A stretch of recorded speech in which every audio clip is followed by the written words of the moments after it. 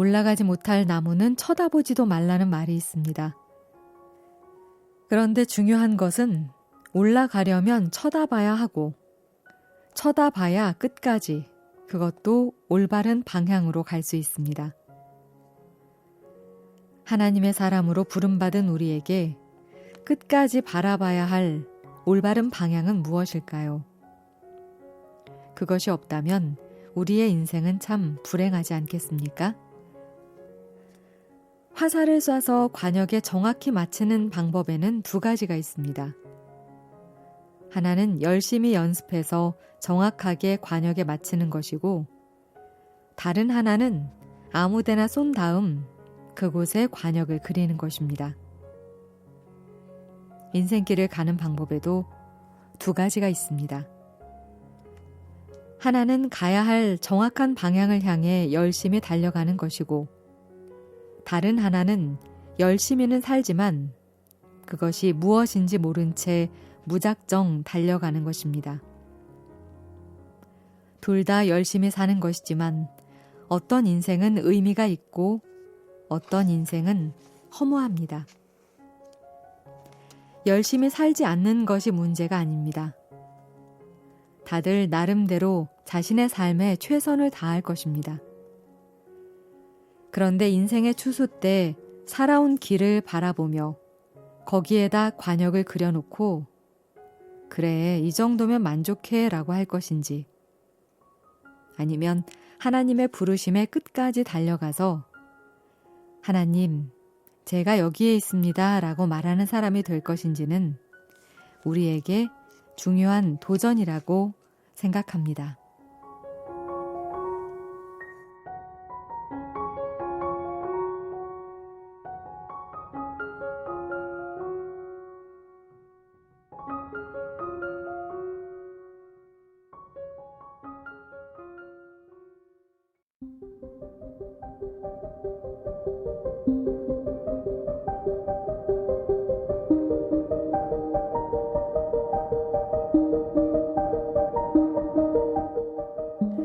성숙함의 특징이 무엇일까요?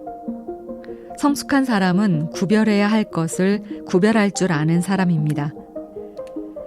고린도 교인들은 하나님이 기뻐하시는 것이 무엇인지 구별할 줄 몰랐습니다. 특별히 신앙의 사람들은 사랑해야 할 것과 사용해야 할 것을 구별할 필요가 있습니다. 돈은 사랑해야 하는 겁니까? 아니면 사용해야 하는 겁니까? 사랑하지 말아야 할 것을 사랑하면 마음에 상처를 입습니다. 우리가 돈을 사랑한다고 해서 돈이 우리를 사랑하지는 않습니다. 하나님은 우리를 사랑하시고 우리가 하나님을 사랑한다면 그것처럼 성숙한 신앙은 없습니다.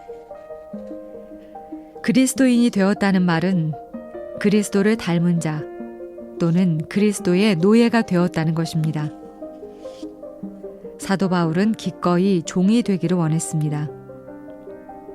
누가 시켜서 종이 되는 것이 아니라 스스로의 결단에 의한 겁니다. 우리는 크리스천이 되겠다는 결단과 동시에 거룩한 삶을 사는 존재가 됩니다. 그 거룩함의 정의는 하나님을 예배하는 삶입니다. 하나님을 경배하고 기도하고 헌신하고 섬기는 것이 예배입니다. 내가 예배 가운데 주인이 되는 것이 아니라 기꺼이 종이 되기로 결심하는 것입니다. 그리스인 조르바를 쓴 니코스 카잔차키스가 들려준 이야기입니다. 어떤 젊은이가 에게해에 떠있는 작은 외딴 섬에 홀로 사는 수도사를 찾아갔습니다. 높은 바위에 있는 작은 방에서 홀로 기도하며 여생을 보내는 수도사에게 젊은이가 묻습니다. 요즘도 악마와 씨름하시는지요? 수도사가 말했습니다. 나도 늙고 내 안의 악마도 늙어서 더는 씨름하지 않는다오. 대신에 요즘은 하나님과 씨름하죠. 젊은이가 물었습니다. 하나님과 씨름하신다고요? 하나님과 씨름하여 이기길 바라나요? 수도사가 말했습니다. 아니요. 나는 하나님께 지기 위해 끊임없이 씨름합니다. 우리가 예배를 드리고 하나님을 찾는 이유가 하나님께 지기 위해서입니까? 아니면 이기기 위해서입니까?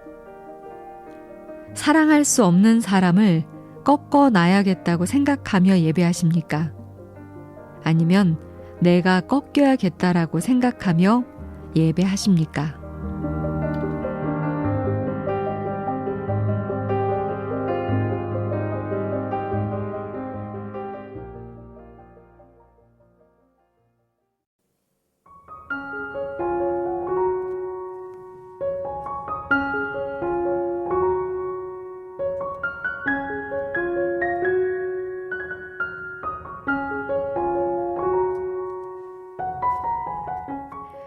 누군가를 닮아가려는 마음은 누군가를 좋아하고 사랑할 때 생깁니다. C.S. 루이스가 쓴 순전한 기독교라는 책에 가장합시다라는 장이 있습니다. 여기에서 한 못생긴 남자의 예를 듭니다. 어떻게 못생겼는지는 모르지만 이렇게 살아서는 안 되겠다고 생각하고는 잘생긴 사람의 얼굴을 본떠 만든 가면을 쓰고 다녔습니다. 그렇게 수년을 살다 보니 다른 사람들이 그를 멋있게 생긴 사람으로 인식하게 되었고 어느 날 그 가면을 벗었더니 자기 얼굴이 진짜 그 가면에 잘생긴 얼굴로 변해 있었다는 것입니다. 하도 가면을 오래 쓰다 보니 가면의 모양대로 얼굴이 변한 것입니다. 루이스는 이 비유를 통해 위장하고 가장한다는 것이 현실이 되었다는 것을 말하고 있습니다. 칭의, 즉 하나님을 믿음으로써 의롭게 되는 것, 그리고 거룩한 삶을 살아가는 것은 우리가 의롭기 때문이 아니라 의롭게 살려고 하다 보니 그렇게 된다는 것입니다. 우리가 완전히 의로운 사람은 아니지만 우리 가운데 그리스도의 의가 드러나기 시작하는 것입니다. 우리의 신앙생활에서 정말 중요한 것은 그리스도를 닮아가려는 마음입니다. 그렇게 마음 먹고 살아가다 보면 어느 순간 우리의 모습이 그리스도를 닮게 됩니다. 우리에게 소원이 있다면 그리스도를 본받는 자가 되는 것입니다. 이것을 성화의 과정이라고 생각하면 좋을 것 같습니다. 성화의 과정이야말로 그리스도를 본받아가는 과정이 아니겠습니까? 그리고 이렇게 말할 수 있는 사람이라면 말씀을 행하려고 무던히 애쓰며 살아가지 않겠습니까? 팔복 중 의에 줄이고 목마른 자는 복이 있나니 라는 말씀이 있습니다. 의는 우리 신앙인들이 바라는 최대의 덕목입니다. 만일 이 말씀이 마태복음에서 의로운 자는 복이 있나니 라고 했다면 결코 우리에게 축복이 될 수 없었을 것입니다. 왜냐하면 이 땅에 누구도 의롭다 할 자가 없기 때문입니다. 이 말씀이 우리에게 축복인 이유는 복을 받는 대상이 의에 줄이고 목마른 자이기 때문입니다. 우리에게 필요한 것은 의의 완성이 아니라 의에 대한 열망이라는 뜻입니다.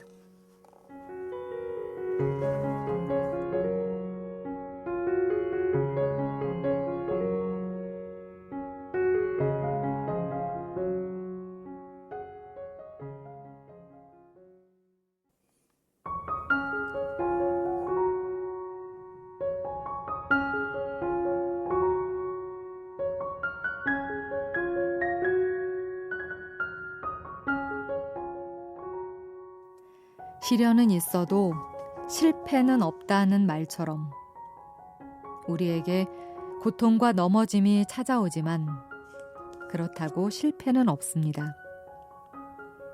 하나님을 의지하는 자들을 하나님이 붙들어 주실 것이기 때문입니다.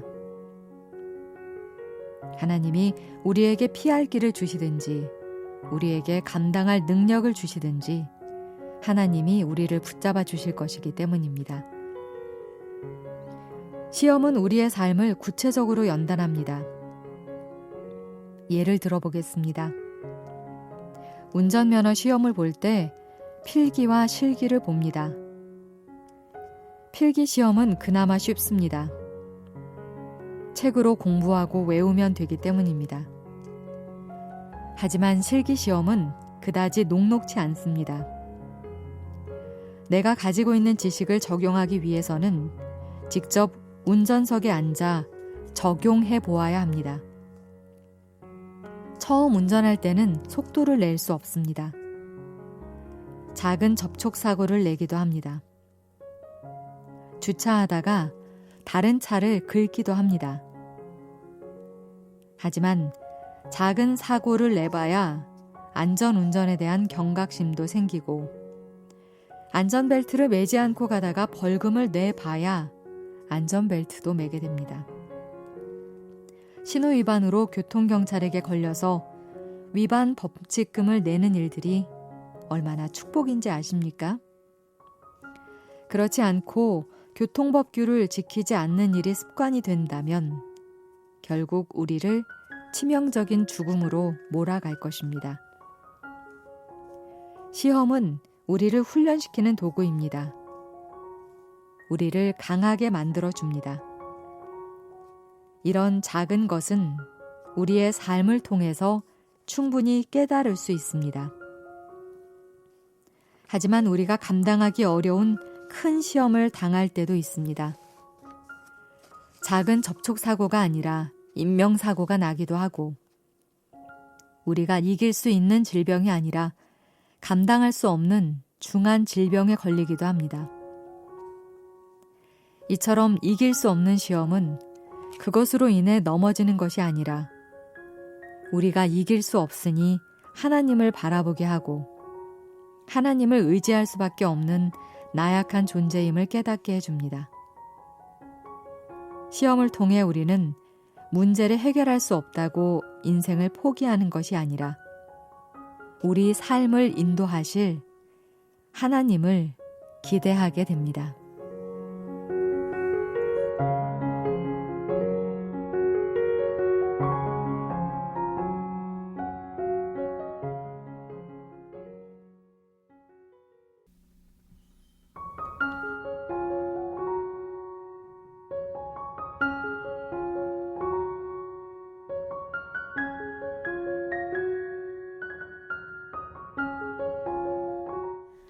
결혼한 사람들은 매년 돌아오는 결혼기념일을 아주 소중하게 생각합니다.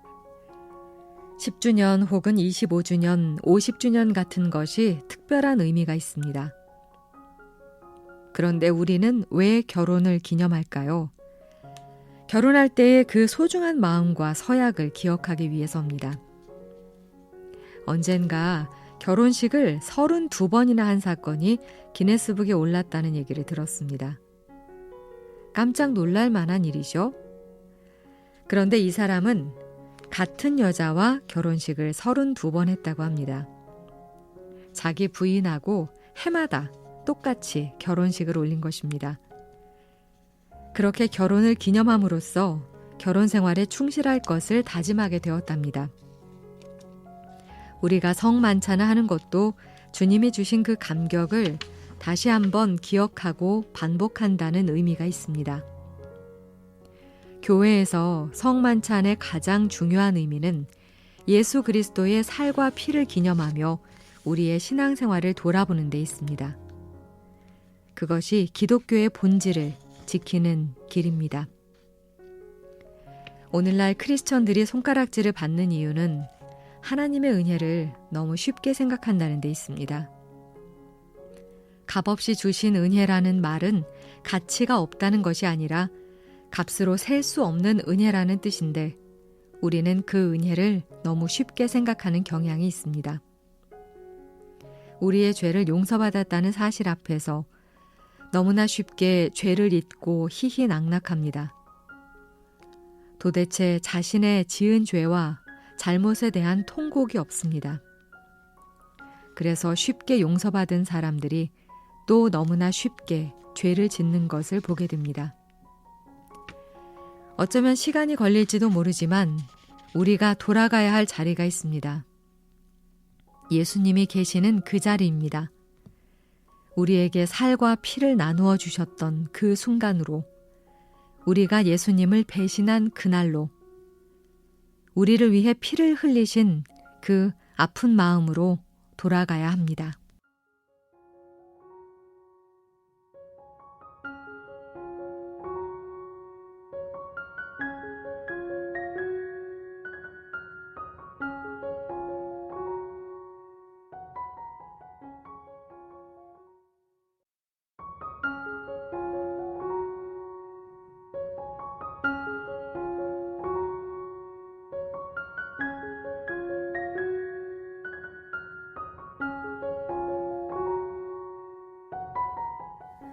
한 성령 안에서 다른 섬김이 있다는 것은 우리를 향한 하나님의 계획이 다 다르다는 뜻입니다. 한 분 하나님이 우리에게 은사를 주시지만 우리를 쓰시는 곳은 모두 다릅니다. 우리는 그것을 인정하려고 하지 않습니다. 우리는 모든 빛이 같지 않다는 것을 압니다. 빛을 재는 단위는 룩스입니다. 예를 들어 건물 화장실이나 복도 등의 밝기는 100룩스 정도면 충분합니다. 하지만 미세한 결함을 판명해야 하는 공정이나 특정 검사대는 1000룩스 정도의 밝기가 필요합니다. 촛불 한 개 밝기가 1룩스라면 여름날 쨍쨍한 날씨의 밝기는 10만 룩스입니다. 똑같은 빛이지만 용도가 다릅니다. 모든 은사가 중요하지만 더 중요한 것은 그것을 주신 분이 하나님이시라는 것입니다. 하나님이 우리에게 어떤 은사를 주셨는지를 하나님 앞에 진지하게 묻지 않으면 우리는 내 열정이 하나님의 은사라고 착각하게 됩니다. 이때 재능과 은사를 조금 구별할 필요가 있습니다. 둘 다 하나님이 주신 것입니다. 재능은 자신을 위해 사용하거나 즐기는 데 사용할 수 있으나 은사는 하나님의 영광을 위해 쓰이며 다른 사람을 드러내야 합니다. 재능은 자신이 하고 싶으면 하고 하기 싫으면 안 해도 되는 것입니다. 하지만 하나님이 주신 은사는 때로 하기 싫어도 하나님께 순종해야 합니다. 사람마다 자신이 잘하는 특기가 있습니다. 즐거워하는 것도 있고 잘 못하고 즐겁지 않아도 가족을 위해 섬기는 마음으로 해야 하는 일도 있습니다. 우리의 삶은 내가 잘하는 것만 하는 것이 아닙니다. 때때로 하기 싫은 것도 해야 합니다. 그것이 하나님이 우리에게 주시는 일일 경우에는 더욱더 그래야 합니다. 재능은 호불호가 분명하지만 은사는 하나님이 우리를 통해서 이루시려는 일이기 때문에 우리의 믿음과 결단을 요구합니다.